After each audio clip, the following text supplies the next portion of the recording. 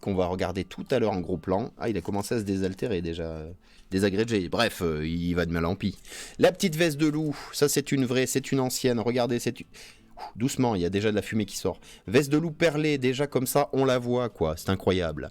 Et ce qu'on va se regarder aujourd'hui, alors c'est celui-ci, hein, c'est la manite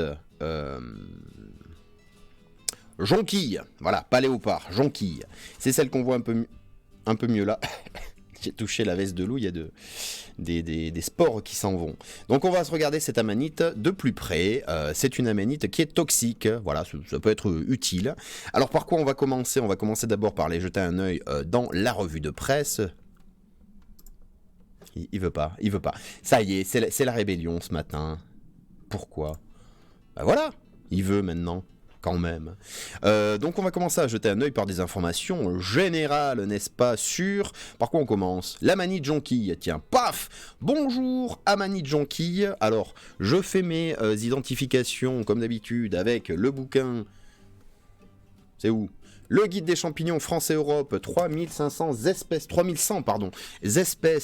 1500 photos, parfait pour faire de l'identification, bien qu'il y ait une clé qui parfois me résiste. Une clé d'identification au départ du livre. Et donc avec ça, on est tombé sur l'amanite jonquille, Amanita gemata, espèce de champignon Basidiomycète, évidemment, de l'hémisphère nord, du genre Amanita, dans la famille des Amanitacées. Voilà, la classification est assez carrée, hein, c'est de l'amanite. Cette amanite est de port et de stature très variable, blablabla. On va voir la description sur un autre onglet, je pense. Toxicité, c'est une espèce psychotrope, potentiellement toxique. Elle provoque les mêmes symptômes que l'amanite panthère et l'amanite tumouche. Ah oui. Donc des maux de ventre, des nausées, des saignements potentiellement, me semble-t-il. Quand elle est jeune, elle ressemble à ça. Malheureusement, j'en ai pas trouvé des jeunes, donc on va plutôt voir quand le chapeau s'est bien exprimé, et c'est exactement ce qu'on a sous les yeux. On va aller voir d'ailleurs dans le guide des champignons, paf, j'ai noté la page. Voilà, quelles sont les caractéristiques pour l'identifier. Ça nous dit, mais on regardera ça quand on fera le zoom, comme ça, ça sera plus sympathique. Paf, Amanita gemata. Chez Champive, page perso, n'est-ce pas ? Donc ça nous donne encore une fois les descriptions qu'on va aller voir tout à l'heure. Quelques petites photos. Champignon à toxicité variable à éviter en termes de comestibilité. On le trouve de mai à juin jusqu'en octobre. L'amanite jonquille est une espèce plutôt précoce, thermophile et fréquente plus généralement dans le sud, ouest et l'ouest de la France. Donc moi je suis dans le Limousin, on en trouve. Thermophile, ça veut dire qu'il aime la chaleur, ça tombe bien, nous avons un mois d'octobre et un automne en général qui est, osons le terme, caniculaire, donc on en trouve encore largement. Plus rare ailleurs, elle apparaît plus volontiers sur des sols acides et sablonneux, parfait pour le Limousin donc, des sous-bois de feuillus, de conifères ou de mélange entre feuillus et conifères. Elle a souvent été consommée, surtout dans le sud. Cette amanite est pourtant réputée à toxicité variable, pouvant engendrer des intoxications assez sévères. Il est donc judicieux d'éviter de la consommer, d'autant que de très nombreuses formes entourent cette espèce, peut-être à l'origine de cette inconstante toxicité. Confusion possible avec Amanita citrina, qui est également toxique, si je ne me trompe. Amanita pantherina, donc l'amanite panthère, voilà, et l'amanite phalloïde, donc les trois photos qu'on a en dessous, l'amanite citrine, l'amanite panthère et l'amanite phalloïde, qui sont également des amanites toxiques. Donc cette amanite-là, si vous avez un doute, si vous voyez quelque chose qui ressemble à ça, et vous savez pas à ce stade, par exemple, si c'est une amanite phalloïde ou une autre amanite, sachez juste, vous avez peu de chances de vous tromper, vous allez vous intoxiquer. Qu'est-ce qu'on va voir aussi aujourd'hui ? Ah oui, ça speed. La veste de loup, regardez. Veste de loup ou paix de loup au Canada. Champignon appartenant à différents genres très répandus dans les bois et les prés. Donc là, nous, ce qui nous intéresse aujourd'hui, c'est la veste de loup perlée, alias Lycoperdon perlatum. Espèce champignon Basidiomycète, encore une fois, de la famille des agaricacées. Donc les agariques, c'est les champignons de Paris, on va dire. Et, ou de la famille des Lycoperdacées selon les classifications. Donc encore un champignon qu'on ne sait pas bien où mettre, j'ai l'impression, dans la classification. Qu'est-ce que ça nous dit ? Si la structure interne est dure ou contient des lamelles ou un pied intérieur, on est sûr qu'on n'a pas affaire à une veste de loup perlée, mais peut-être à un champignon toxique potentiellement mortel. Donc attention avec les vestes de loup, déjà ça ne se consomme que quand c'est jeune et que la chair est bien blanche, parce qu'en fait la chair à l'intérieur va vite devenir des spores, puisque c'est un champignon un peu particulier qui produit des spores à l'intérieur du champignon, du chapeau, on pourrait dire ça comme ça. En tout cas, c'est pas le champignon auquel on s'attend avec le chapeau déployé, les lames et les spores qui vont tomber. Non, là les spores sont contenus à l'intérieur, d'où l'explication de pourquoi quand elles sont mûres, donc vieilles, non seulement elles changent de couleur parce que c'est la maturation, d'une certaine manière, mais en plus il y a un trou qui se perce au sommet pour permettre la libération des spores. On va aller voir, voilà une très belle coupe, on va aller voir en gros plan les cicatrices laissées par les fameuses petites perles, parce que dans la description la dernière fois, quand on savait pas trop ce qu'on regardait, qui finalement n'était pas une veste de loup, on a bien vu que la manière dont les picots, les petites perles, entre guillemets, sont insérées sur le chapeau, ça nous donne des indications pour reconnaître, sans coup frémir, j'ai envie de dire, ce champignon-là.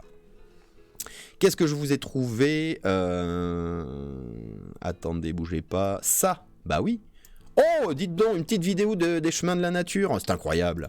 Ils ont fait évidemment une vidéo sur la veste de loup perlée pour une bonne poêlée. On va se monter le son. Les sous-titres sont là. C'est parti. Un champignon. Comme vous voyez, le mycélium se trouve dans la litière, dans les feuilles. C'est un champignon qui décompose la litière forestière, qui, regardez, il est perlé. C'est ce qu'on appelle une veste de loup perlée. Les vestes de loup se mangent jeunes. Et pour savoir si c'est le bon stade pour le manger, déjà ça se voit quand il est jeune, mais bon, c'est quand même, vous pouvez quand même l'ouvrir. Il faut que l'intérieur soit plein, soit rempli comme ça. Parce qu'en fait, ça fait partie des champignons qui vont avoir leurs spores à l'intérieur.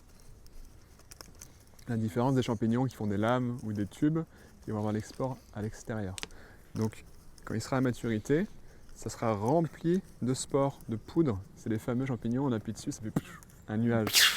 Donc déjà, quand on cueille des champignons, de façon générale, on ne met pas la terre dans le panier. On coupe le pied pour ne pas avoir de terre dans le panier. Voilà, c'est encore bon. Il est un peu plus gros, c'est cool, on est content.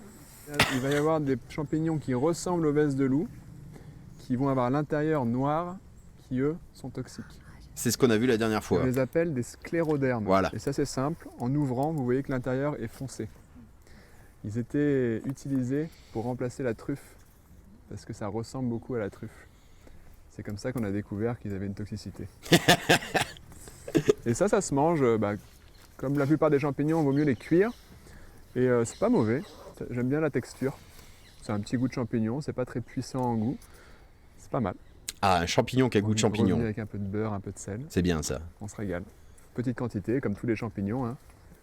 Les mycotoxicologues, ils conseillent d'en manger combien, Max ? 200 grammes. On le saura, ça. 200 grammes de champignons par semaine.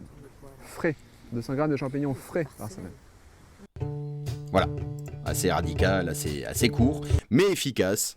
Donc la veste de loup perlée, contrairement à la manite, ça se mange uniquement jeune. Vous verrez pourquoi. Là, on va ouvrir un champignon qui est vieux. Du coup, on va voir que vieux, ça donne pas très très envie en fait. Bref. Qu'est-ce qu'il y a d'autre ? Fricot. Ah oui, fricot, c'est ça. Ça, c'était pour une petite recette avec des vestes de loup. Voilà, si vous manquez d'idées, parce qu'à chaque fois que vous allez chercher des recettes sur internet sur les champignons, oula, calmez-vous. À chaque fois, j'exagère peut-être un peu, mais très souvent, on vous dit, en gros, vous mettez du beurre dans une huile, non, vous mettez du beurre dans une poêle, vous les faites revenir, vous mettez un petit peu d'assaisonnement du style ail, ciboulette, persil, et c'est délicieux.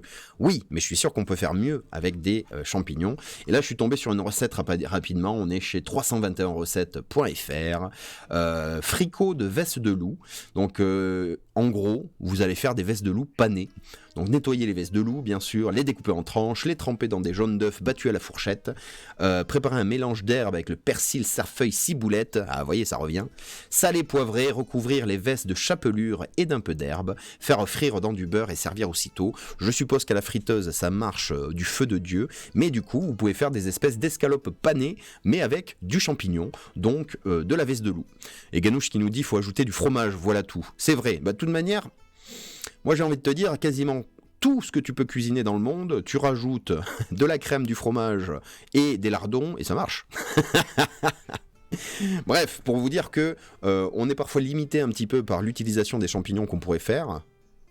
C'est de la soupe, c'est à mettre dans des ragoûts de viande, c'est à mettre dans des omelettes, et puis on a fait le tour. Bah non, en fait, il y a possibilité de faire des innovations, de faire des choses assez rigolotes. Donc voilà, l'escalope panée d'une certaine manière de veste de loup. Passons au laccaire améthyste, qui est le troisième champignon qu'on va regarder rapidement ce matin. Le laccaire améthyste, Laccaria amethystina. Ah oui, c'est dans la musique qu'il y a des gens qui parlent, d'accord. Espèce de champignon basidiomycète, encore une fois, ça profite. Donc basidiomycète, c'est quoi? C'est les champignons qui vont avoir ce qu'on appelle des basides qui sont sous le chapeau et qui vont libérer les spores. Ce qui explique pourquoi ces champignons, sous le chapeau, ils ont des lamelles ou ils ont des tubes ou ils ont des petits picots. Mais à chaque fois, en fait, c'est une structure qui vient accueillir les basides qui sont producteurs de spores et qui vont permettre à notre champignon de se reproduire. Alors pour rappel, ce qu'on appelle champignon, nous, en fait, ce n'est pas le vrai être vivant. Le vrai être vivant, c'est le mycélium qu'il y a dans le sol, une espèce de tissu filament blanc, et qui va se réunir en un organe intermédiaire dans la reproduction que nous on appelle le champignon, que les mycophiles appellent le carpophore, me semble-t-il, mais il y a plein de noms, sporophore, carpophore, truc fort, tout en fort, comme les amphores, parfait. Et c'est un organe intermédiaire dans la reproduction. En fait, c'est la rencontre des mycéliums qui va donner cet organe, et cet organe à son tour donne une graine qui, dans le cas des champignons, on appelle ça une spore. Voilà. Alors, qu'est-ce qu'on nous dit? La description, on verra ça tout à l'heure. Habitat, il pousse de la fin de l'été au début de l'hiver dans des emplacements humides des bois, chez les conifères ou chez les feuillus. Il est parfois aussi fréquent que l'espèce type du genre Laccaria laccata. Ah bon? C'est un autre laccaire? Ah oui, mais qui est orange. Ah, c'est la famille des champignons colorés en tout cas. C'est un comestible honorable. Aussi bon, certains disent meilleur que le type. Quel type? Qu'est-ce que ça veut dire? Je ne comprends pas la phrase. Il vient en abondance et ne pose, contrairement à l'accata, donc son cousin orange, il ne pose aucun vrai problème d'identification. Le stipe fibreux, donc le stipe c'est le pied du champignon, est fibreux et coriace, n'est pas consommé. L'espèce a une forte capacité de rétention du césium 137, ce qui n'est pas l'élément le plus facile à digérer, on va pas se le cacher, hein. Donc à manger avec modération, encore une fois. Espèce proche et confusion, eh bien on peut le confondre avec des petits cortinaires qu'on appelle des mycénas, qui sont beaucoup plus clairs, mais tous sont comestibles me semble-t-il. Le laccaire améthyste est un champignon extrêmement hygrophane. Qu'est-ce que ça veut dire, hygrophane? Du grec ancien hugros, humide, et phainos, paraître, qui change de couleur ou d'aspect selon le taux d'humidité. D'accord. Il pourrait être cueilli presque blanc par temps sec et redevenir violet foncé si on le trempe dans l'eau. Oh! Mais c'est de là la comptine, tremper là dans l'eau, ça fait... Non, c'est pas ça, calme-toi. Donc ça c'est un petit champignon violet très facile à repérer dans la nature, puisque le violet c'est vraiment pas commun. Dans un champ de mousse évidemment qu'il saute aux yeux, et en plus il est comestible, donc c'est un champignon incroyable. Voilà, il n'y a rien d'autre à dire. Je suis allé où ?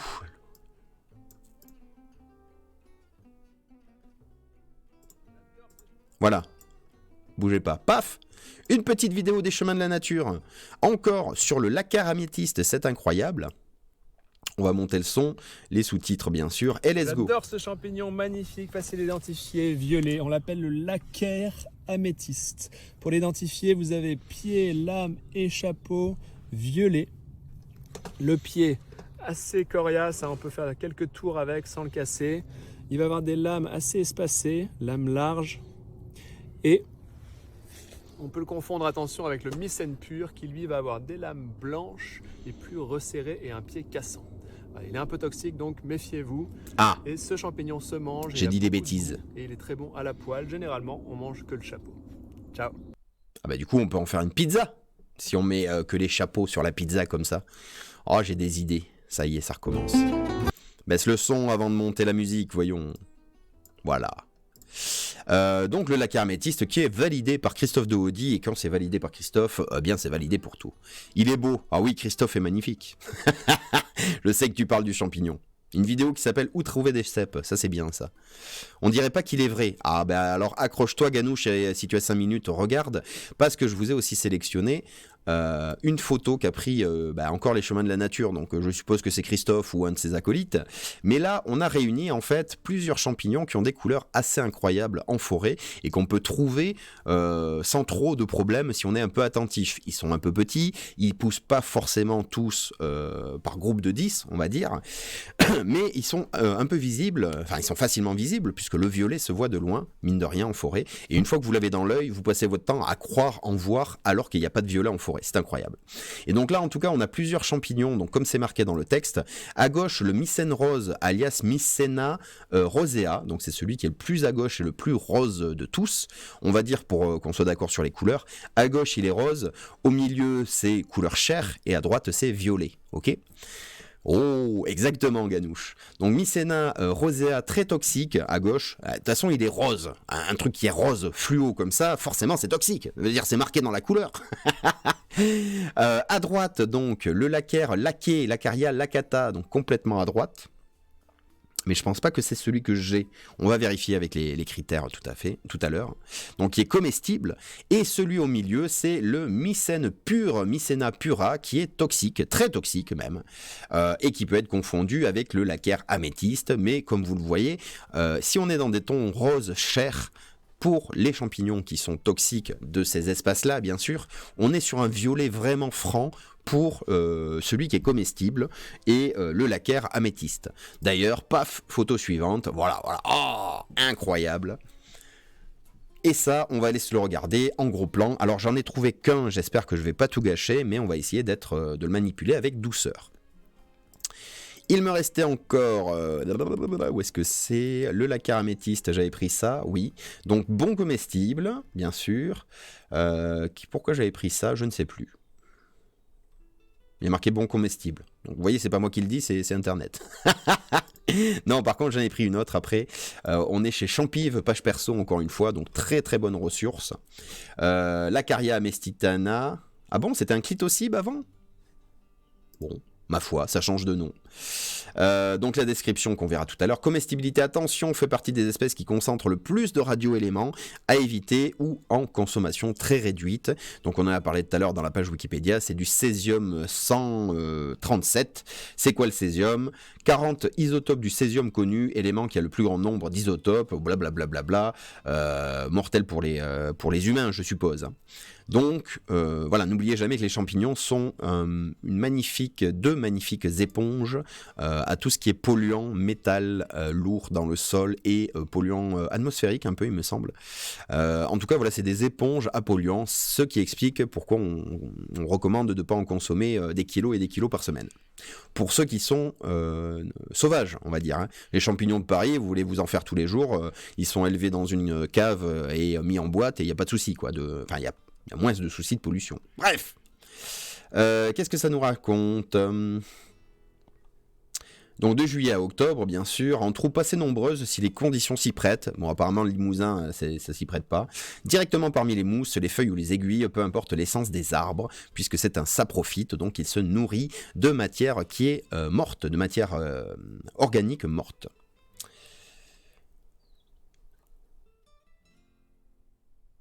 D'accord. Bon, quelques photos qui nous permettent de confirmer. Alors parfois, ils ont un aspect qui est un peu moins... Quoique c'est pas le même. Ah, très bonne question. Et c'est tout ce qu'il avait à nous dire ? Oui. En tout cas, voilà, ce site très sympathique, avec des photos de qualité, je trouve. Voilà. Et... Oui, c'est ça. Et en plus, quelques informations supplémentaires que j'ai regardées en diagonale et que je vous laisserai aller voir si vous voulez en savoir plus, évidemment. Les actualités, les publications, non, tout ça c'est autre chose. Bon, quelle heure est-il? 9h21, il est temps de passer aux observations, quand même, voyons.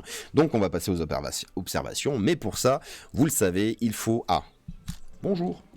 Il faut que je change l'appareil photo d'endroit, donc on va regarder une dernière fois cette magnifique scène forestière, une petite reproduction. Oh, j'ai un avenir. Oh, une bestiole. Oh, une araignée. Bah, madame l'araignée. Hein? Vous voyez la petite araignée là? Incroyable. Du coup, je sais plus du tout ce que je disais comme bêtise.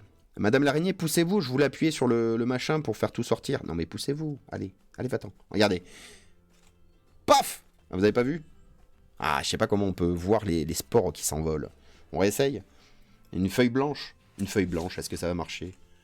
Bon, elle est sale, hein, mais on réessaye. Paf! Vous avez vu le petit nuage? Bon, c'est pas grand-chose, hein. S'il y en a partout. Bon, allez, on va se regarder le soleil un petit peu, le temps.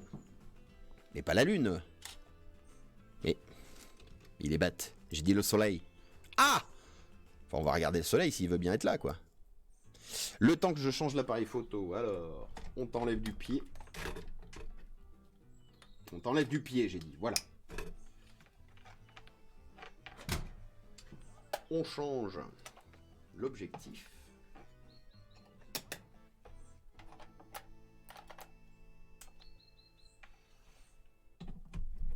Tac. On va se mettre un peu de lumière. Est-ce que comme ça va marcher aujourd'hui? Ouais, ça a l'air pas mal, ça. Et on a dit qu'on commençait par la manite... comment elle s'appelle? Jonquille. Ça veut pas rester en tête, hein. C'est incroyable. Paf, revue de presse. Quoi? C'est la pleine rébellion, là. Ah, voilà, parfait. Qu'est-ce qu'on voit, là? Ah, il y a un halo lumineux qui vient de l'intérieur de la lampe... De la loupe, j'ai l'impression. Bon, on verra ça. Alors que nous dit notre magnifique guide, déjà on va se mettre une petite amanite sous le microscope. C'est pas un microscope, c'est une loupe, pas celle-là. Celle-ci, tiens. Ouais, celle-là, elle est bien. Paf! On ne voit rien, c'est bien normal. J'ai pas le bon... J'ai pas le bon truc, c'est pour ça. J'ai pas la bonne lentille.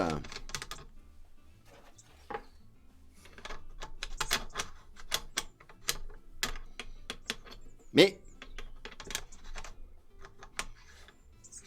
voilà. Ah ben voilà. Ça devient vachement mieux ça. Pouf! Alors on zoome sur le chapeau. Voilà, le chapeau, bien, je vais le couper, le chapeau, afin qu'on puisse le voir beaucoup mieux. Hop. Section transversale. Magnifique. Et je vais nous le poser là. Ouais, pas mal. Mise au point. Je suis bien en film? Oui, très bien. Qu'est-ce qu'on voit là du coup? Eh bien on est en train de regarder les fameuses petites taches qu'il y a sur le chapeau de l'amanite. Alors c'est une des caractéristiques qu'on va retrouver chez quelques amanites. L'amanite tumouche qui est la plus connue, les taches blanches, ce sont les mêmes taches blanches qu'on a là. Qu'est-ce que c'est ces taches blanches? C'est en fait les résidus du voile qui était autour du champignon quand il est jeune. Donc le champignon quand il est jeune c'est juste une boule. Et chez les amanites, il y a un voile. En poussant, l'amanite va déchirer ce voile qui va se replier sur lui-même par petits morceaux. Et ça nous donne les fameuses taches blanches qu'on peut enlever d'ailleurs. Hein, vu que c'est un résidu de... Est-ce que... Non, c'est pas la bonne. Celle-là? Ouais. C'est un résidu de voile. Donc en fait, si vous prenez ce résidu, vous tirez dessus et vous voyez que vous n'arrachez pas le chapeau. En fait, c'est bien dessus. Bon, là, j'arrive pas à le mettre en œuvre, mais... Voilà. Quand vous tirez dessus, ça se décolle et ça ne casse pas le chapeau parce que c'est vraiment un résidu d'un organe qui s'est déchiré à un moment un peu plus tôt dans le développement du champignon. Ouais, j'ai fait un 3-6. Bravo. Oh la belle tâche. Donc du coup, caractéristique de notre amanite, chapeau, crème jaunâtre. Ouais, je crois qu'on y est bien là, ça marche. Se tachant typiquement de brun roux avec, dans les blessures parfois, avec des plaques de voile blanc. Lame libre, donc ça on va aller voir immédiatement en retournant notre chapeau. Ah, les belles lames. Qu'est-ce que ça veut dire libre? Alors pour rappel, les lames sont reliées au chapeau, et selon la manière dont elles sont reliées, Ça peut permettre d'identifier un peu mieux les espèces auxquelles vous avez affaire. Une lame libre, comme son nom l'indique, c'est que si vous tirez le pied du chapeau, vous n'allez pas arracher en fait les lames parce qu'elles ne sont pas reliées immédiatement à ce chapeau. C'est pour ça qu'elles sont libres. Là, j'ai coupé le pied, donc est-ce que je vais arriver quand même à le retirer? Ah bah oui, mais je suis obligé de passer devant avec mes gros doigts. On va le faire sur un autre pour voir si ça marche. Là, hop, hop, il est là mon champi, d'accord? Je le prends, comme les champignons de Paris en fait. C'est ça l'idée de la lame libre. Vous allez tirer un peu à gauche, tirer un peu à droite. Voilà, et hop, votre pied s'enlève très rapidement. Et on va aller voir sur ce morceau comment ça s'est enlevé.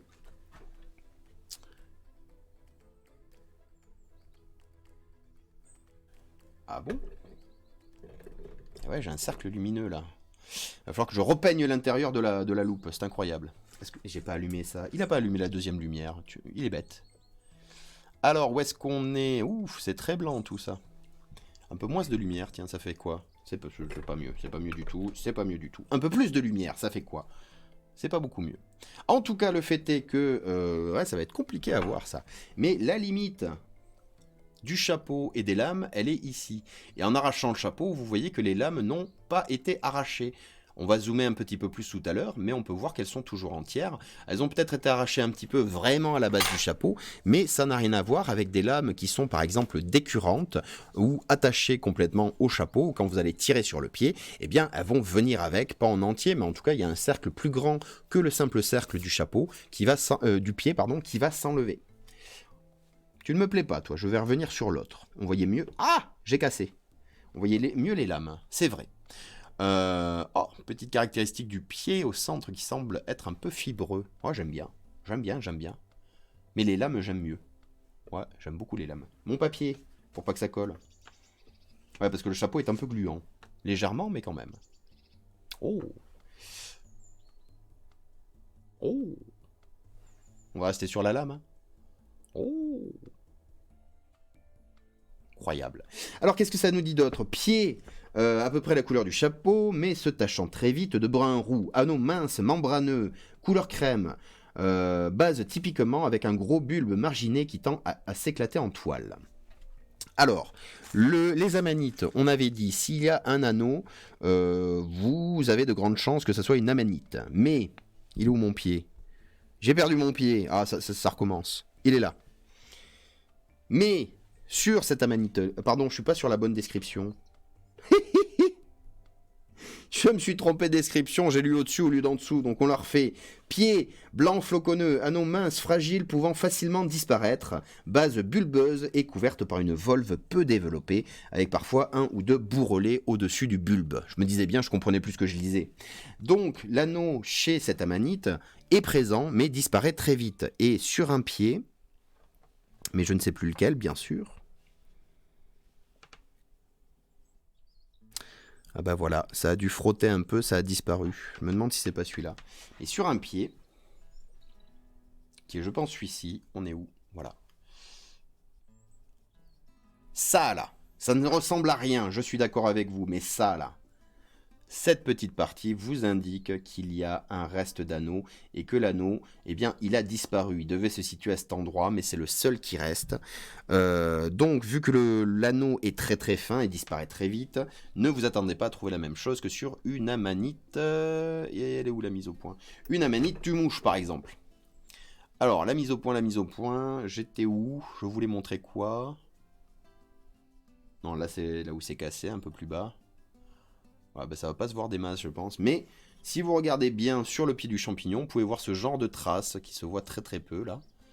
Qui sont les résidus, je pense, de l'anneau. Mais ne vous attendez pas à trouver quelque chose qui soit hyper visible. Par contre, là où vous ne pouvez pas vous tromper, c'est sur la volve. Alors la volve, c'est quoi? C'est quelque chose qui vient entourer le pied du champignon, d'où l'importance chez les amanites de les déterrer avec le pied, parce que c'est un des critères qui va vous permettre d'être sûr de ce que vous avez en face. Alors, qu'est-ce qu'on fait, qu'est-ce qu'on voit? C'est mon doigt. Qu'est-ce qu'on fait, qu'est-ce qu'on voit? C'est mon doigt, le nouveau tube de l'été. Ici, nous avons le pied du champignon qui est un petit peu plus jaunâtre, donc à l'image de la couleur du chapeau. Et vous avez toujours ce tissu blanchâtre qui entoure littéralement tout votre pied de champignon. Hein, ça fait tout le tour. Et on peut voir parfois qu'il y a différentes strates. Ouais, bah, pas trop sur celui-ci. Bon. Si, légèrement peut-être là. Non, non, ça ressort pas à l'écran. En tout cas, cette volve, elle entoure complètement le pied du champignon depuis sa racine. Elle commence à la racine et elle s'arrête quelques centimètres au-dessus, en limite du pied du champignon. Parfois, toute la partie de la volve est enterrée sous terre. Eh oui, enterrée sous terre. Et cachée sous terre. Donc, il faut gratter, il faut y aller avec délicatesse pour vraiment tout arracher et être sûr de ce qu'on va pouvoir observer. On dirait un méga popcorn vu comme ça. J'aime beaucoup. Incroyable. Bref, ceci étant fait, que nous dit la... Bah, on va la laisser. C'est décoratif, c'est joli à voir quand même. Un gros popcorn. Dans le bon sens, ça fait quoi? Ça fait un truc comme ça? Ah ouais, ça c'est bien. Ça c'est pas mal. Oh le popcorn. Continuons la description. Chair blanche, saveur douce, odeur faible. Je vous confirme. Quasiment plus d'odeur alors que je l'ai cueilli hier. Surtout sous les conifères, plus rare sous les feuillus, plutôt sur sol calcaire. Alors on va quand même se faire une petite coupe.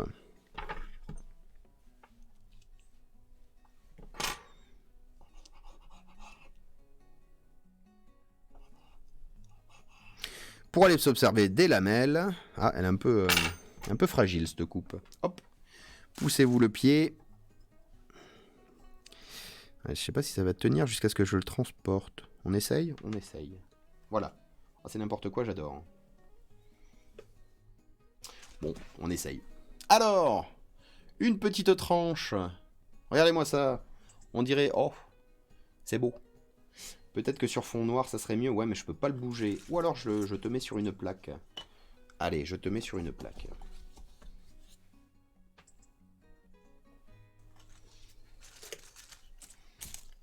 Ah, fond noir, c'est mieux, hein.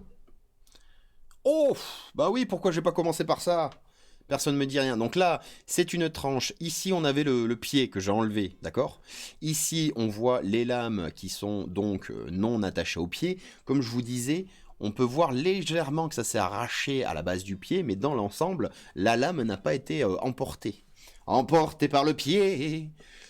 Donc une petite lame. Bon, c'est blanc, voilà. Et là, une manière de montrer un éventail de lames. Je ne sais pas, ça s'est mis tout seul comme ça, j'en profite. Donc nous avons des résidus de lamelles. Et on peut voir qu'il y a une épaisseur de chapeau qui n'est pas énorme chez l'amanite. Il y a des... Hein. Donc là, vous voyez, ça c'est le dessus du chapeau, ça c'est le dessous du chapeau. Ça fait quoi? Ça fait moins d'1 centimètre d'épaisseur. Voilà. Chez le cèpe, vous voyez que c'est plusieurs centimètres d'épaisseur et c'est pour ça qu'on l'apprécie entre autres parce qu'il y a de la chair à consommer. Là, non seulement c'est toxique pour nous, mais en plus il y aurait très très peu de chair à cuisiner, donc c'est relativement moins intéressant. Oh, attendez, on a un montage là. Ouh. Je vais te titiller la lamelle. Ouh. Magnifique. On est à combien? 2,48. Ah, j'ai pas de quoi noter. Ah, ok, dommage. Donc ça, c'est pour la manite. Et donc, si on résume un petit peu, si vous avez quelque chose qui ressemble à une amanite tue-mouche, mais qui n'est pas rouge et blanc, mais qui a quand même sur le dessus des petits résidus, des flocons blancs, des résidus du voile, qu'il y a peut-être un anneau, ou en tout cas il y a un anneau qui est très fragile, qui aura peut-être disparu, mais qui peut être présent, et surtout il y a une volve au pied, eh bien vous êtes quasiment sûr d'être face à une amanite jonquille. Deuxième champignon qu'on voulait observer, c'était... Tiens, mets-toi sur le côté, mademoiselle. Voilà. C'était la veste de loup. Alors la veste de loup, je suis bien embêté. On va commencer par regarder l'extérieur en essayant de ne pas l'exploser. Dans l'autre sens. Non? Ah oui! Oh! Une peau de tyrannosaure! Regardez-moi ça! Ah, dites-moi que c'est un champignon si je vous avais montré ça sans prévenir. Personne n'aurait trouvé. Bon, je peux faire des blind tests comme ça. Oh oui, on va faire des blind tests avec des photos zoomées en disant qu'est-ce que c'est à ton avis? Alors, du coup, on va aller à la page de description de notre veste de loup. Ah, j'ai pas noté la page. Bravo! Avec un V comme veste. 1076.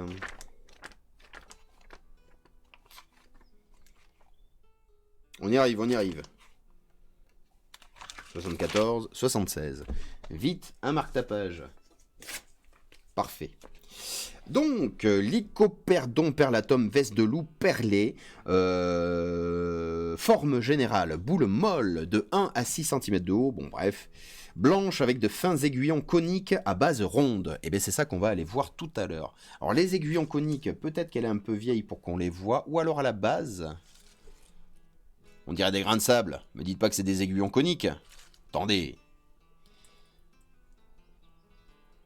J'essaye de trouver un endroit.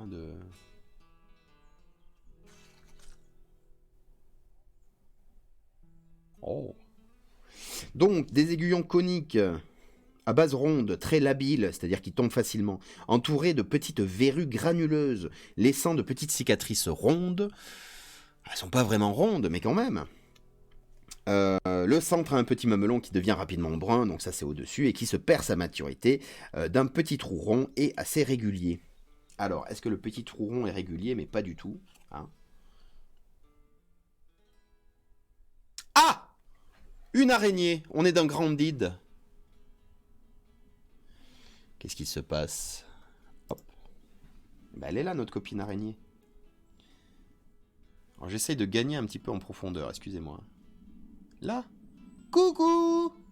Et à côté de l'araignée, parce que c'est pas ça qui nous intéresse, le petit trou rond à peu près régulier. Alors à peu près, c'est vraiment une notion pas mathématique, hein, mais le petit trou qui s'est percé pour laisser les spores sortir de l'intérieur où ils sont arrivés à maturité.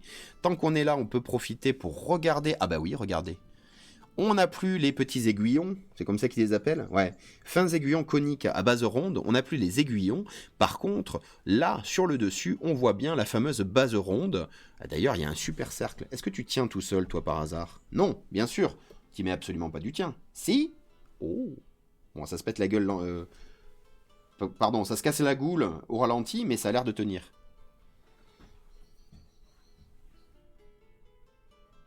Ça va pas tenir longtemps, je sens. Ah! Alors, qu'est-ce que je voulais vous montrer qui est super intéressant? Vite, mon painter!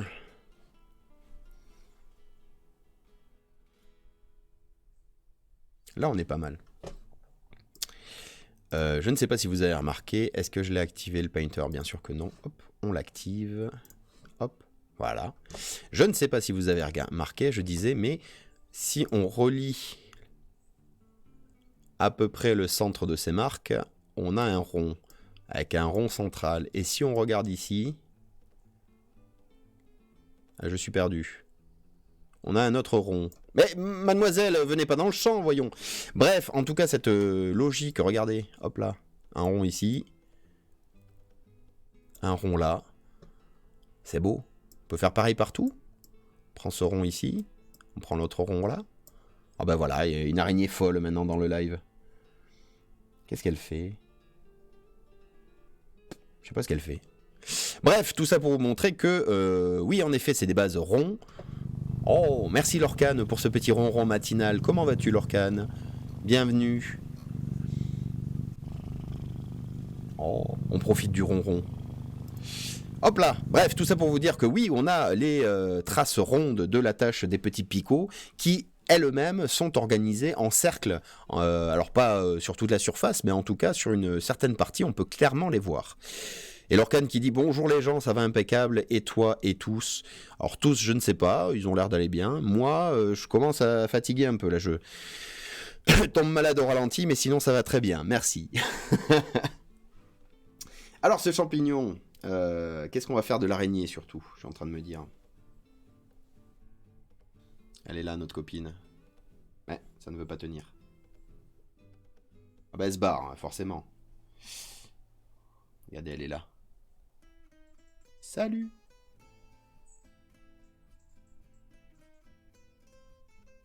Ah ben. Elle est partie. Je vais te faire tomber dans le bol, tu suivras ta vie. Allez. Mais non, mais ne t'accroche pas, mademoiselle. Voilà, bon, ça ira. Alors, cette veste de loup. Ah bah tiens, peut-être que de ce côté-ci, il reste des picots. Les voilà, les petits picots. Est-ce qu'on peut en enlever un en direct? Très bonne question. Et si on l'enlève, est-ce que ça laisse une trace ronde? Oula. Paf! Ah ben non. Il n'y a pas de trace ronde sur le pied. J'ai l'impression. Ça doit se voir que sur le chapeau. D'accord. Ah ben comme ça on le saura. Et là par contre c'est indéniable, il y a des traces rondes. Allô Houston, on a trouvé des traces rondes sur la Lune, c'est bien normal? Oh. Ah ça donne envie. Ça donne envie. Oh, va falloir faire une image en 3 parties parce qu'il n'y en a pas une qui est plus belle que l'autre. On dirait presque un corail ou une éponge, un squelette d'éponge, je sais pas si vous avez déjà vu. Même un oursin ça pourrait passer. Bon bref. On va essayer d'ouvrir ce machin, mine de rien, c'est très beau, mais essayons de l'ouvrir. Alors, on est où? On est là, très bien. Scalpel, oui. Attendez, avant on va faire un test. Je fais la mise au point sur la sortie, donc là c'est le trou au-dessus. Pouf! Pouf! Je vous jure qu'il y a de la poussière partout. Pas de la poussière, c'est des spores. D'ailleurs, si on appuie et qu'on met quelque chose devant, hop, on va en récupérer. Où est-ce qu'il est? Là. Voilà, cette petite poudre marron, ce sont les spores qui vont vous donner des champignons la saison suivante. Ou en tout cas, qui vont essayer de vous donner des champignons la saison suivante. On peut le faire sur un papier noir, je n'en ai pas. Tout est dans la maison. Bah, on peut le faire... attendez, un papier blanc? Bah oui, un papier blanc, ça suffit qu'il les batte. Ah, il y avait de l'eau à l'intérieur. Mince. Du coup... Ah, l'appareil photo est en grève. Ah mince, faut changer la batterie. Bougez pas.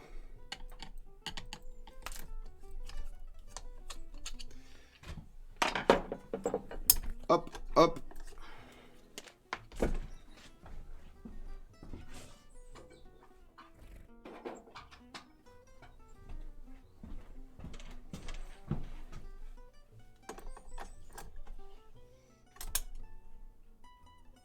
C'est reparti.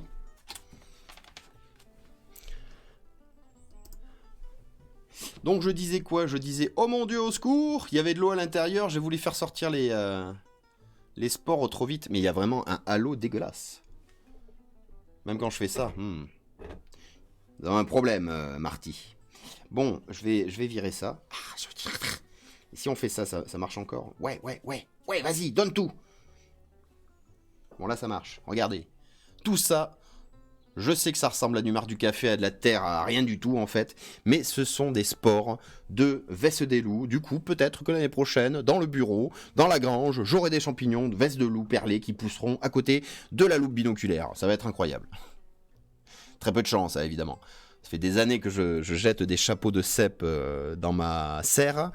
Ça ne marche pas. Par contre, bonne nouvelle, cette année officiellement, j'ai comment ça s'appelle des fausses girolles, des chanterelles orangées qui poussent dans la serre, dans le jardin. C'est incroyable. Passons à la suite quand même.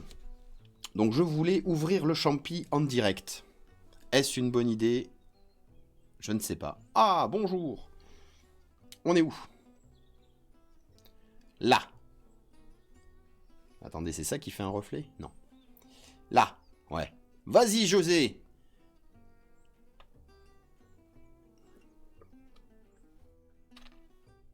Oh, il est ouvert!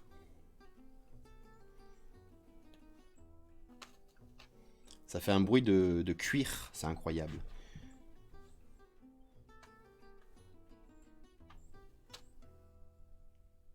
Regardez. Là, on voit tout. Vous voyez ce qui ressemble à de la pourriture, là? Bah non, c'est pas de la pourriture, c'est un champignon. On voit la fumée qui sort ou pas du tout? C'est dommage, c'est dommage. Bon, allez, on y va franco. On n'a pas que ça à faire. Ah, j'en fous partout. Ah, le scalpel, il vit des moments difficiles ces derniers temps, là. Je le fais passer dans des endroits, il était pas prêt, à mon avis. Mais c'est résistant, en fait, cette chair de champignon, là. Je m'attendais à ce que ça soit tout mou, tout mou. Que dalle!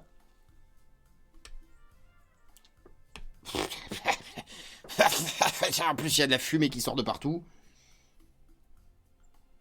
Ah, voilà. Voilà. Ça, c'est de l'intérieur que j'ai sorti à l'extérieur, vous voyez. Regardez-moi cette texture.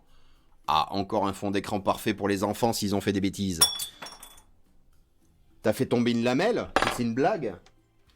Excusez-moi, j'ai une urgence. Ah, ok, eh ben il faut recommander des lamelles. Il a tout cassé. Bon, ben on n'a plus qu'une seule lamelle qui est en vie dans le labo. Enfin, dans la grange, pardon. Ah, quel drame, quel drame. Et comment, Lorcan, les jeunes se coupent facilement? Oui, ben, les jeunes, peut-être, mais les vieux, ça résiste, hein. Regardez-moi ça, j'ai l'impression de disséquer une momie égyptienne, comme on voit dans les reportages. Allez, viens, tartine. J'espère que c'est pas toxique. On est où? Ah oui, lumière. Ah ouais? Très étrange ce qu'on voit là. Comment je fais pour vous allonger un petit peu en direct là, madame? Comme ça? Ah, c'est bourrin, hein? Mais vous résistez parce que vous êtes encore attaché, peut-être? Voilà. Oh là là, voilà. Pouf, pouf, là, on est bien. Alors, petite mise au point, qu'est-ce qu'on est en train de regarder? Là, on est dans le pied du champignon. Alors, c'est un champignon qui est un peu... Voilà où passe l'argent des abonnés. Dans quoi? Dans les lamelles? Ah ben non, j'en ai pas encore commandé. Et puis non, je me permettrai pas. Là, l'argent des abonnés, il va passer probablement dans l'achat d'une caméra qui viendra au-dessus et qui m'évitera de switcher l'appareil photo entre la loupe binoculaire et la vue par-dessus, quoi. Et comme ça, on pourra faire un truc vachement plus aussi dynamique, on va dire. Là, ça patine un peu. Bref, je vous tiens au courant dans le mois qui vient. Donc là, on est dans le pied du champignon, qui est fortement fibreux, encore un peu jaunâtre, on va dire, sur les bords, mais ça, c'est la lumière qui fait ça, sinon il est plutôt grisâtre. Est-ce que j'ai un réglage bête? Non, je suis en automatique pourtant. Oh, ça, tout devrait très bien se passer. Bref, admettons. Et si on remonte le pied du champignon, on va arriver, n'est-ce pas, sur la partie la plus... pourrite, j'ai envie de dire. C'est fibreux, ça donne pas envie d'y mettre le nez. Dans les maladresses, j'aurais dit, oh, dis donc, je suis pas souvent maladroit. Mince, il me reste, j'ai pris trop de temps. Voilà, donc on a ouvert. À l'intérieur, c'est de la fibre de verre, ou en tout cas, ça ressemble à de l'isolation qu'on peut trouver dans un très très vieux grenier. Au-dessus, elle est où ma pince? Elle est là. Au-dessus de cette fibre un peu étrange. Oh, laisse-moi te triturer la fibre. Eh bien, au-dessus de cette fibre qui constitue le corps du champignon, on va trouver la fameuse poussière. Pardon, elle est juste ici. Enlève-toi, madame la fibre. Hop. Petite mise au point avec la poussière. Donc, cette poussière-là, hein, qui est un peu partout dans les fibres, en fait. Peut-être un peu plus visible au-dessus. Oh, quelle odeur. Cette poussière, ben, ce sont les fameux spores. Et moi, je trouve ça incroyable. De la pourriture naît la vie. Voilà. Allez, je te mets de côté. Fallait souffler, pas aspirer, voyons. J'ai perdu mon papier aussi pour essuyer. Ah, là autre chose.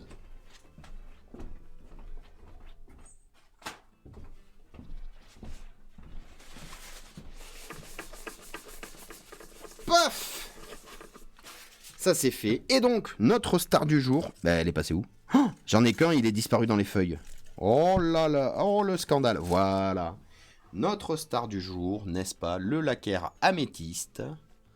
Qu'il est beau, on va aller voir immédiatement les caractéristiques pour le reconnaître, mais déjà la couleur violette, c'est un bon départ. Lacquer améthyste, velouté méchuleux, hein, le chapeau, violet à bleu-violet, vif, très hygrophane, donc on a vu tout à l'heure que hygrophane, c'est change de couleur en fonction de l'humidité. Oui, c'est joli, mais attendez, ça veut dire que... J'aurais dû le faire en tout début d'observation. Je me sers un petit verre d'eau, ni vu ni connu. Hein. Je laisse tremper mon champignon dedans. Hein? Un petit peu. On va pas rester des heures comme ça. Mais techniquement, comme ça, il devrait être un peu plus violet, non? Voyons ça. Pas du tout. Il est juste gluant. Voilà. Voilà, la belle lumière. Bon, notre champignon violet, il y a quand même peu de chances de se tromper. Le chapeau est violet, il y a des lamelles en dessous. Le pied est violet, même si on voit que, oui, bon, l'eau a dû raviver un petit peu les couleurs. En tout cas, ça lui a donné un côté brillant, pas dégueu. Les caractéristiques... Lame adnée, espacée, violacée. Donc en effet, les lames en dessous, contrairement par exemple à l'amanite qu'on avait vu juste avant, si vous regardez les lames, vous voyez qu'elles sont plutôt espacées. C'est pas des toutes petites lamelles les unes à côté des autres, c'est plutôt de la bonne vieille grosse lame de papy, bien en plomb, vous voyez, en fonte. On sent qu'elles pèsent leur poids, mais qui jouent le rôle de structure tout aussi bien que les petites lamelles. Chair violacée, saveur douce, odeur nulle. Ouais, je confirme, c'est nul. Voilà. Bah en fait, il n'y a pas grand-chose d'autre à regarder pour l'identifier. Le lacquer améthyste est un bon comestible, facile à reconnaître, mais il concentre du césium radioactif et des métaux lourds. Voilà. Attention aux confusions avec la mycène pure qu'on a vu tout à l'heure en photo, mais on a vu que les deux autres confusions, donc la mycène et l'innocib... Ah bon ? Ah non, ça c'est autre chose. En tout cas, ceux avec qui on peut plus facilement les confondre, ils sont beaucoup plus roses, alors que là, on est vraiment dans le violet absolu. On a dit que le pied était très dur, enfin résistant. Ça, c'est Christophe de Haudy qui l'a dit. On va faire son petit test. Je tourne le pied sur lui-même. Vous voyez, il est complètement... Ah. La mise au point. Il est complètement torsadé, littéralement. Et pourtant, il ne casse pas encore. Il s'est un peu fendu, je vous l'avoue, mais je suis encore en train de tourner. Je viens de faire 2 tours, là. Là, je suis à 2 tours. On dirait de la fibre tressée, si ce n'est son côté rougeâtre. Un peu plus bas pour la mise au point, ça serait mieux. Hein, ouais. Mais là, je continue de tourner, d'enrouler sur lui-même le pied, et en effet, il ne casse pas. Alors, on va faire la petite comparaison immédiatement avec... Hop, ça c'est le pied d'améthyste, d'amanite. Ah, ils s'appellent tous pareil aussi. Le pied d'amanite, je commence à faire un tour. Je suis à un demi-tour là. Voilà, demi-tour, 3/4 de tour on va dire, et j'ai cassé le pied. Et là je fais un tour complet et mon pied est complètement fendu, fibrilleux, on voit qu'il n'a pas supporté la torsion. Alors que, bah, franchement, avec l'autre j'ai fait 6 tours, non 3-4 tours, j'exagère. Mais avec notre lacquer améthyste, on tourne et on arrive aux escaliers venteux. Non mais là j'ai fait 3 tours rapidement je pense. Et je continue de forcer et ça ne se déchire pas. Si un petit peu à cet endroit-là, c'est vrai, ça s'est déchiré, on voit 2-3 fibres qui ont cassé. Mais à part ça, vachement résistant. Ce qui explique pourquoi on ne mange que le chapeau. Du coup, Jean-Michel décapitation. Hop. Petit zoom sur les lamelles. Oh, c'est beau.